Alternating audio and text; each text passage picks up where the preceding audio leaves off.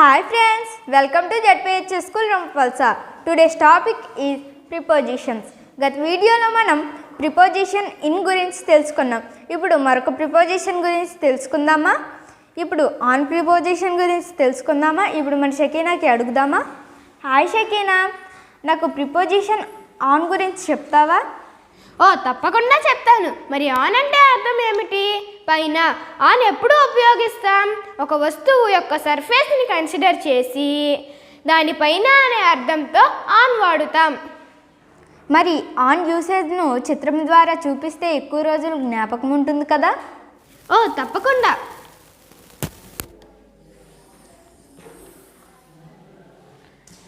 Three dimensional షేప్లో ఉన్న వస్తువు అయినా, 2 డైమెన్షనల్ షేప్లో ఉన్న వస్తువు అయినా దాని యొక్క సర్ఫేస్ని కన్సిడర్ చేసి దానిపైన అనే అర్థంతో ఆన్ వాడుతాం.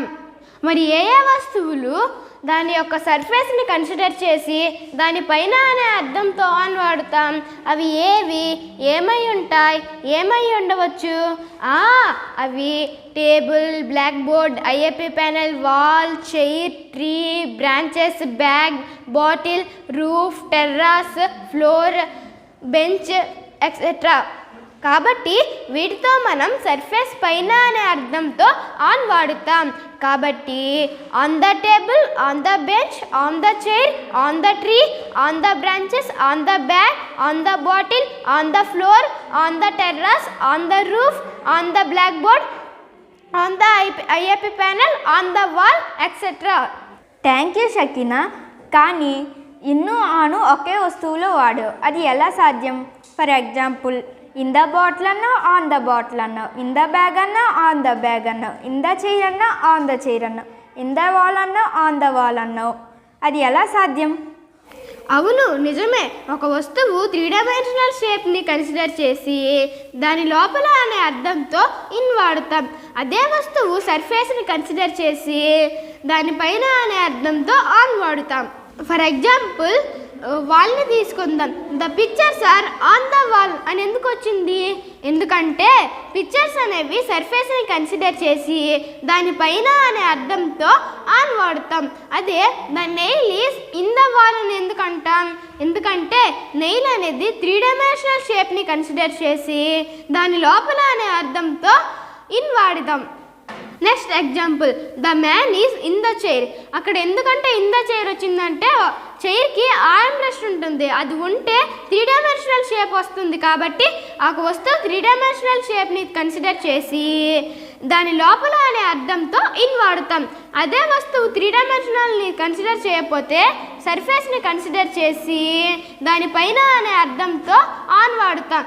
కాబట్టి the man is on the chair అని అంటాం. నెక్స్ట్ ఎగ్జాంపుల్, ఒక పక్షి అనేది ట్రీ లోపల ఉంటే చెట్టు యొక్క 3 డైమెన్షనల్ షేప్ని కన్సిడర్ చేసి దాని లోపల అనే అర్థంతో ఇన్ వాడుతాం. కాబట్టి the bird is in the tree. అదే బర్డ్ ట్రీ పైన ఉంటే చెట్టు యొక్క సర్ఫేస్ని కన్సిడర్ చేసి దానిపైన అనే అర్థంతో ఆన్ వాడుతాం. కాబట్టి the bird is on the tree అని అంటాం. Next example, the water is in the bottle. In the bottle అని ఎందుకు వచ్చింది? ఎందుకంటే వాటర్ అనేది బాటిల్ యొక్క 3 డైమెన్షనల్ షేప్ని కన్సిడర్ చేసి దాని లోపల అనే అర్థంతో ఇన్ వాడుతాం. The sticker is on the bottle. అది ఆన్ ద బాటిల్ అని ఎందుకు వచ్చింది? ఎందుకంటే స్టిక్కర్ అనేది ఈ బాటిల్ యొక్క సర్ఫేస్ని కన్సిడర్ చేసి దానిపైన అనే అర్థంతో ఆన్ వాడుతాం.